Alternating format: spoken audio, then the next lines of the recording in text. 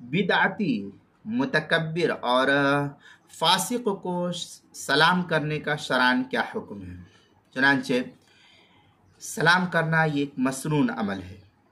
لیکن بدعتی، متکبر اور فاسق شخص جو اعلانہ مرتکب کبیرہ ہو، مثلا ایک مشت سے کم داڑھی رکھنا، ٹخنوں کے نیچے یا پائجامہ پہننا، ٹی وی وغیرہ دیکھنا، لوگوں کو گالی گلوچ کرنا، غیبتیں وغیرہ، یہ سب ایک اعلانیہ گناہ ہے۔ جب تک وہ ان گناہوں سے اعلانیہ طور پر توبہ نہ کرے، ایسے شخص کو سلام میں پہل کرنا یہ کسی داڑھی والے شخص کے لیے یہ جائز نہیں۔ البتہ اگر کسی فاسق سے جان پہچان ہو اور اسے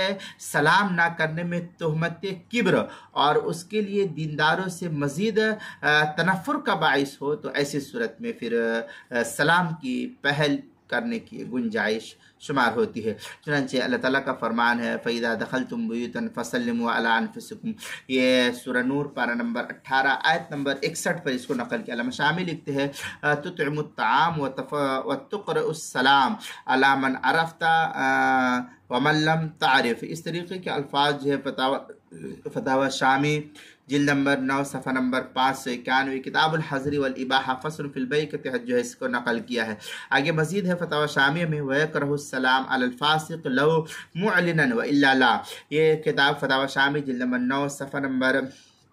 595، کتاب الحظر والاباحہ فصل فی البیع کے تحت جو ہے اس کو نقل کیا ہے۔ فتاوی ہند میں ہے واختلف فی السلام علی الفاسق فی الاصح انہ لا یبدو بالسلام، کتاب الحظر والاباحہ فتاوی ہندیہ 5ویں جلد صفحہ 226، الباب السابع فی السلام کے تحت جو ہے اس کو نقل کیا گیا ہے۔ اسی طریقے سے المسائل المہمہ فیما ابتلت بہ العامہ، اس کی پہلی جلد کتاب الحظر والاباحہ، عنوان ہے بدعتی، متکبر اور فاسق کو سلام، مسئلہ نمبر 141 کے تحت جو ہے اس کو نقل کیا گیا ہے۔